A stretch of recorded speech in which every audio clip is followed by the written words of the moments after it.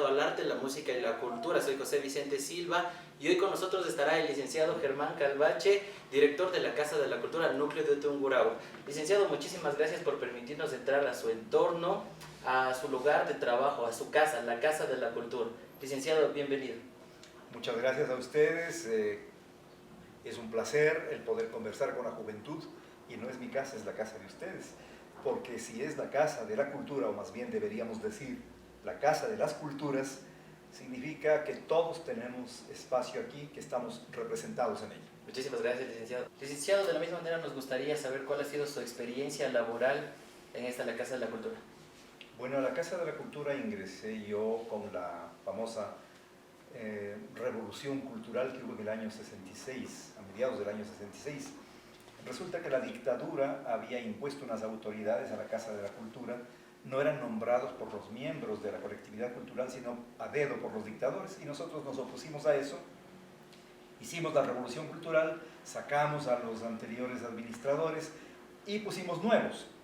Entonces estoy vinculado a la casa desde el año 66, 67 más o menos, en que yo todavía era joven, con muchas ilusiones, con muchos ideales, y también eso nos obligó a cometer unas equivocaciones terribles, porque nos tomamos la casa y en vez de poner a una persona joven a dirigir la misma, en la presidencia de la misma, pusimos a los mismos que habíamos sacado. Fue un error, pero de los errores se aprende. Incluso Nietzsche dice que no hay experiencia, la experiencia solamente es la suma de los errores que uno ha cometido. Y como director de la Casa de la Cultura, ¿cuánto tiempo? En el año 2012 me eligieron, en octubre del año 2012. Y así que llevamos un periodo de 4 años. 4 años. Entonces hasta 2016. Hasta el 2016, en que tendrán que realizarse nuevas elecciones y se verá cuáles son las perspectivas que tiene nuestro movimiento, porque yo me debo a un movimiento que se llama Casa Nueva, que es mayoritario aquí en la casa, no es el único ni el más importante, pero es un movimiento que se formó para darle un giro, para darle una dirección diferente a la Casa de la Cultura. ¿Cómo logró obtener este cargo de director? Es algo que es súper difícil, debe tener mucha responsabilidad para las cosas que se hacen. ¿Cómo logró tener este cargo? Bueno, yo creo que no es tan difícil, se requiere tener cierta experiencia en materia de gestión cultural, que yo la tenía. Yo estuve trabajando en la actividad privada a la que me he dedicado los últimos años, y un grupo de compañeros me propuso organizar este colectivo que se llama Casa Nueva. Lo hicimos, me propusieron como candidato y ganamos, ¿no? Entonces fue una experiencia interesante porque nuestra propuesta fue democratizar la casa. Esta era una casa elitaria, era una casa para pocas personas de apellidos vinculados con la cultura, para personas que se creían con derecho a ocupar esta posición, este sitial. Nosotros lo hicimos al contrario, al nombre del pueblo, al nombre de las colectividades culturales, incluso las colectividades indígenas. Vencimos y hemos impuesto ese programa. Ahora hay muchos más miembros de la casa, ya no son unos poquitos viejecitos que estaban aquí autoelogiándose, hay miembros de las comunidades indígenas, hemos abierto la casa a toda la provincia. Es una experiencia interesante y creo que va a ser trascendente. Compartir con las demás personas. ¿Eso se podría decir que es lo mejor de trabajar en la Casa de la Cultura? Yo creo que sí, porque el poder es poder, y el poder da ciertas opciones que estando uno fuera no las tiene. Por ejemplo, decidir qué se debe auspiciar, qué no se debe auspiciar.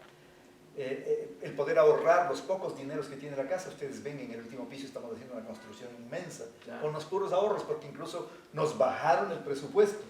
Sin embargo, desde esta óptica popular, desde esta óptica de querer servir a todos, nosotros hemos hecho ahorros, no hemos desperdiciado nada de dinero, y por tanto podemos aportar no solo espiritualmente a través de los talleres, a través de los seminarios, sino también brindando la posibilidad de que los gestores y actores culturales de la provincia tengan un lugar cómodo para sus actividades. Eso es lo importante, siempre está la predisposición.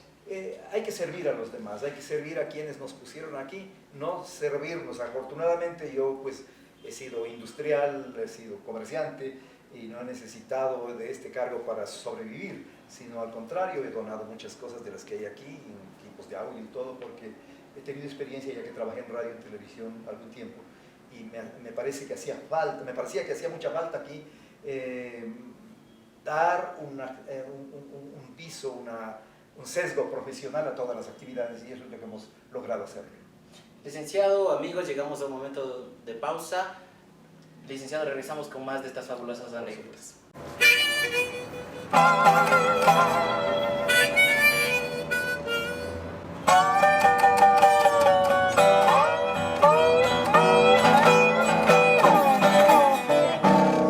I'm going to Kansas City, Kansas City, here I come.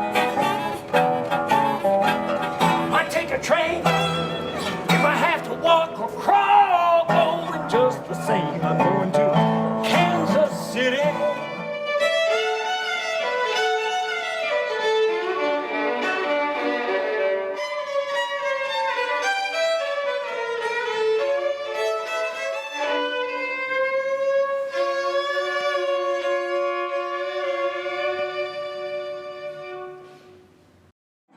Kansas City, Kansas City, here I come. Ah, they got crazy kind of women there. I've got to find me some. That woman of mine, she will be sleeping, won't know I'm even gone. I got to find me some.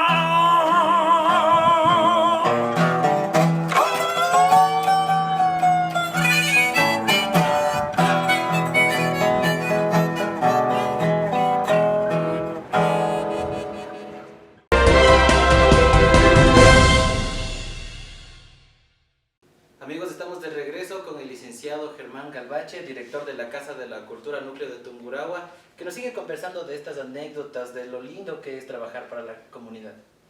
Por supuesto, la cultura lo abarca todo. Ese es otro de los cambios que hemos hecho en la Casa de la Cultura. Se pensaba que la cultura era ese concepto anterior dedicado solamente a las artes, a la intelectualidad, y que el resto, los campesinos, la gente del pueblo, no tenían cultura, o tenían una cultura de segunda. Eso es completamente falso. Gracias a los estudios antropológicos y al desarrollo mismo de la humanidad, llegamos a la conclusión de que cultura es todo, que abarca nuestros pensamientos, nuestros saberes, nuestros quereres, es decir, todo. Obviamente que ha sido reconocida una parte de la cultura con mayor énfasis que la otra, pero para eso estamos aquí, para que el reconocimiento de los saberes y conocimientos ancestrales, para que el reconocimiento de las culturas originarias y sus medicinas y todo lo demás tengan el mismo nivel, sean colocados al mismo nivel que esa evaluación que se había hecho siempre de las artes y de la intelectualidad. Ahora todo pertenece a un conglomerado y no somos una cultura única, la cultura mestiza. Somos varias culturas en el país, hay 16 o 18 culturas, unas más pequeñas por supuesto porque han sido prácticamente arrinconadas en la selva o arrinconadas en los páramos. La más valiosa, la más importante es la cultura mestiza, que es la que ha sobrevivido, que es una fusión de lo que somos nosotros, mitad de Europa, mitad indígenas. Recuerden que en los primeros años de la colonia no vinieron hombres y mujeres como fueron a Estados Unidos entre los colonizadores, vinieron puros hombres, así que el que no tiene de inga, tiene de mandinga, como decía mi abuelo. Así es, al trabajar con tanta gente, al trabajar con muchas comunidades, existen obstáculos. ¿Cuál ha sido para usted el mayor reto al trabajar como director en la Casa de la Cultura?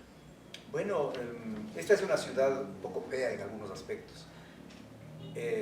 Aquí se rinde culto solamente a un grupo que está medio ubicado en Miraflores y se cree que son mejores personas que las demás, y ese grupo es el que ha impuesto el racismo en la ciudad. Ese grupo es el que ha alejado a otros sectores importantes de este ámbito cultural, porque se creía, como dije antes, que solamente unas familias, ¿no?, eran las depositarias de la cultura, y eso es falso. Entonces, es una cultura muy prejuiciada, la cultura de ese grupo. Todos somos valiosos, todos somos importantes, y el aporte mayor no lo ha hecho ese grupo, que ha tenido económicamente mayor poder, lo ha hecho el pueblo. El más grande científico, hablando de cultura, el más grande científico del siglo XX no pertenece a ese grupo. Misael Acosta Solís fue un hombre de Picahua. El más grande director de orquesta sinfónica de la actualidad no es tampoco de ese grupo, ¿no?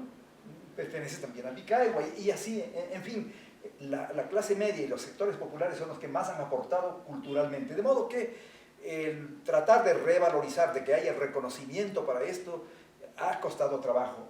Hace poco fui al municipio a una reunión en calidad de presidente de la Casa de la Cultura para dar un premio, los premios culturales de noviembre. Y ahí vimos que fue todo un desastre, porque ya tenían amarrada la balsa para dar a sus panas, el alcalde ya los tenía pues, un poco amarrada la balsa, y cuando nosotros propusimos a David Moscoso, si ustedes son católicos, habrán visto en la catedral unos murales preciosos que hay ahora, que embellecieron ese feo edificio que es la catedral, ¿no? Le dieron un sabor un poco más humano. Es David Moscoso el autor. Yo propuse que se le diera un premio. Dijeron que era muy joven y que había que dar los premios a los viejecitos, pero eso lo que enmascara es que el poder está comprometido con sus panas, con sus amigos. Y nosotros necesitamos romper esos esquemas, esos prejuicios, para dar el reconocimiento a quien se lo merece, no a quien es amigo del alcalde, del prefecto o de cualquier miembro de la comisión. Se podría decir que hay pocas posibilidades de crecimiento laboral para un artista en la música, en la pintura. Por supuesto, yo tengo el caso de mi hija. Yo creé un canal que se llama Unimax porque mi hija fue a estudiar cine y televisión en Quito, en San Francisco. Cuando se graduó, yo le fui llevando las llaves del canal que estaba listo y me dijo, no papá, yo no voy a volver a Ambato. ¿Por qué? Porque esa ciudad no me gusta, así es pequeña. ¿Qué voy a hacer ahí yo como cineasta? ¿Qué crecimiento podía tener aquí? Entonces hizo un esfuerzo, se fue a hacer un posgrado en Europa y después ya se ha ubicado en su trabajo en otro lado, pero Ambato vendrá una vez al año. Aquí se sabe mucho de negocios, aquí se conoce mucho de emprendimientos y eso es bueno porque da de comer, pero de cultura estamos un poco cero a la izquierda. ¿Qué hay en materia de poetas actuales en Tungurahua? Que sean jóvenes de 20, 25 años. No hay ni uno solo. No hay. Si existen, no salen por estas pocas posibilidades. Bueno, aquí están abiertas las puertas para publicarles, pero también han traído trabajos que son un desastre. En cultura estamos 10 pasos atrás que otras ciudades como Cuenca, como Quito, ¿no? Y quizá hasta, me atrevería a decir, como Loja nos lleva a la delantera, porque somos muy dedicados al comercio. Y eso está bien, pero nos hemos descuidado, nos hemos olvidado de que la cultura enriquece espiritualmente a la gente, es parte integrante de la calidad de vida. Nos dicen que buscamos el summa causai, el buen vivir. La cultura es parte importantísima. Sin cultura no se puede vivir, no solo con los desarrollos, con los adelantos tecnológicos o con el comercio se puede vivir. La cultura es la que nos permite disfrutar de una obra de teatro, que nos permite apreciar una pintura, que nos permite realizarnos humanamente. Eso nos falta en Ambato y bien que ustedes han hecho esta entrevista porque las autoridades, ni siquiera las autoridades universitarias, yo les calificaría con 0, han hecho un trabajo serio por la cultura. El licenciado acabó de decir que teníamos las puertas abiertas, pero de la misma forma, ¿cómo incentivamos para que la gente se integre al arte, a la cultura? Esa es una tarea que la Casa de la Cultura, a través de la administración actual de Casa Nueva, ha emprendido. Si nosotros nos convertimos en gestionadores de espectáculos, un espectáculo hoy, otro la otra semana, espectáculo, la gente ni se acuerda qué pasó hace un mes, quién se presentó aquí, aplaudieron, ni saben en este momento. Pero si hacemos seminarios, ¿no? Si hacemos talleres en que se privilegie, como hemos hecho nosotros, el pensamiento sobre el espectáculo, va quedando un remanente en que la gente dice, no, yo quisiera escribir, yo quisiera poder también hacer teatro, yo quisiera también pintar. Ustedes han visto abajo, si lo han podido ver y si no a la salida lo van a ver, un taller permanente para que enseñen a pintar y no dibujitos, pintura en serio. Entonces está abierto eso para las personas que quieran participar. Obviamente, nosotros no podemos pagar la inscripción, tienen que pagarse su inscripción ahí, porque al que le cuesta le duele. Si es que fuera gratis, la gente no regresa, hace una clase y no vuelve más. Cuando le ha costado, aunque sea $20, la gente se mantiene y aprende. Ahí si quiero unos 15 alumnos de primer orden, van a ver una nueva jornada, una nueva generación de pintores a través de ese taller que tenemos abajo. Como lo hay también en materia de literatura, hemos hecho varios talleres de poesía, talleres de narrativa. Este año mismo yo quiero hacer para niños, porque me parece que hay que enfocarnos en los niños. Personalmente soy medio experto en eso, un taller de poesía para niños, ¿no? Para que enseñarles los rudimentos. Yo esto lo practiqué con una nieta de 7 años que tengo, hija de mi hija que es cineasta, ¿no? Con quien discutimos sobre temas poéticos, y una niña de 7 años capta bien. Dije, no, esto hay que hacerlo para los niños populares, ¿no? Para la gente que no tiene la posibilidad de venir a la Universidad de San Francisco ni a un colegio caro, sino que puedan entender. Y de esa manera todos nos salvemos cuando la gente se humanice más a través del conocimiento del arte y la cultura. Así es, amigos, llegamos a una pausa. Licenciado, muchas gracias. Enseguida regresamos.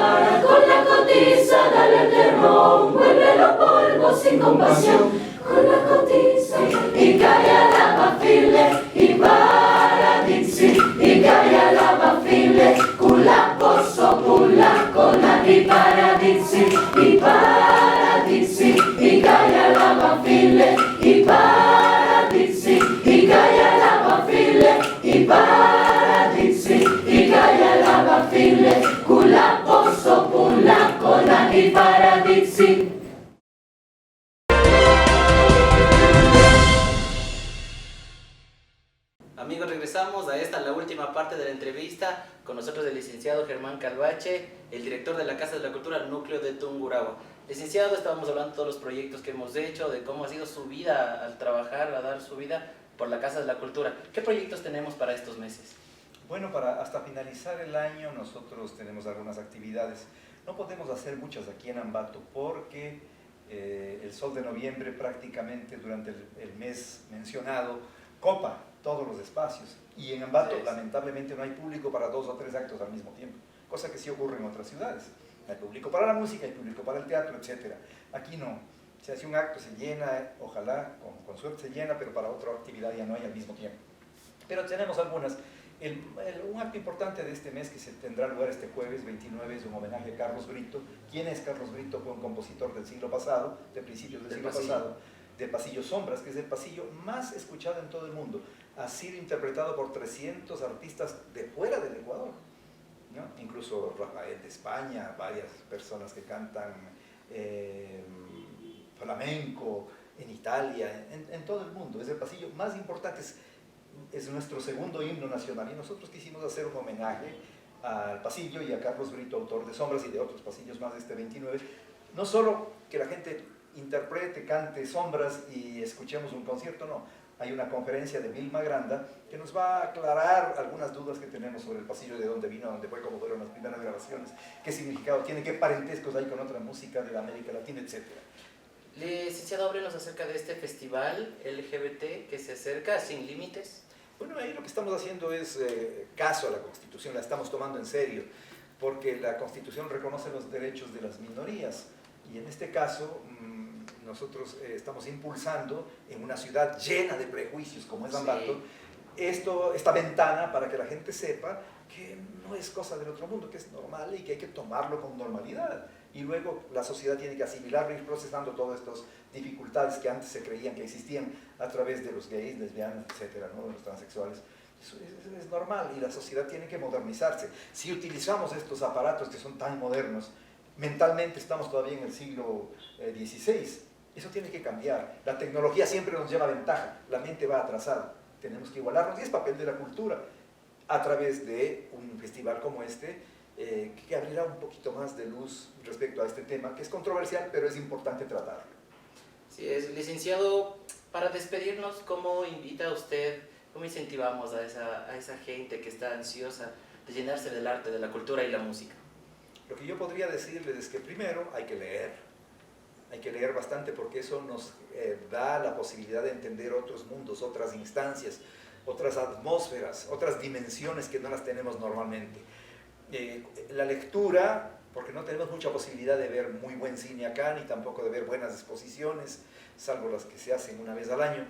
Entonces la lectura nos va a dar la posibilidad de entender más ampliamente el mundo. También el dios Google nos puede dar ideas sobre cosas que necesitemos saber. Por ejemplo, quién era la diosa Hatshepsut en el centro de Egipto, qué papel tuvo, qué importancia tiene en relación a los conflictos de género que hay ahora, cómo se traduce lo que ella pensaba y cómo actuó con lo que está pasando en la actualidad. En fin, es decir, la lectura, el internet también por supuesto nos dan la medida, la pauta, el origen, la semilla inicial para nosotros trabajar luego en la asimilación de contenidos culturales que nos permitan ayudar a los demás, que nos permitan volver a nuestra sociedad mejor de lo que ha sido, quitarle los prejuicios, arrancarle los prejuicios. Esta es una sociedad machista, no hay que olvidar eso.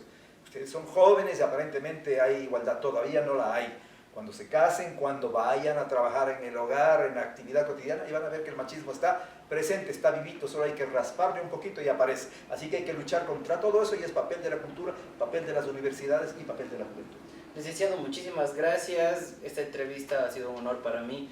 Licenciado, quisiera terminar con una frase. Si no podemos ser una potencia militar y económica, podemos ser entonces una potencia cultural que nutra con nuestras tradiciones a la sociedad. Esa es una frase de Benjamín Carrión y no es muy cierta porque no se cumplió. Benjamín Carrión creía que nosotros no podíamos ni siquiera vencer al Perú y no íbamos a ser un país enorme como el Brasil o como Colombia, que tenía ya en ese entonces como 20 millones de habitantes. Nosotros éramos pequeñitos. Y entonces él dijo, no, la salida es hablar de la cultura mestiza. La cultura mestiza es la que va a dar al orbe, al mundo, una nueva posibilidad. No es cierto, porque fue una premisa falsa, pero sirvió durante algún tiempo. Ahora tenemos que generar nuevas premisas y es papel de ustedes hacerlo. Licenciado, muchísimas gracias, amigas y amigos. Llegamos hacia la parte final. Soy José Vicente Silva y será hasta una próxima.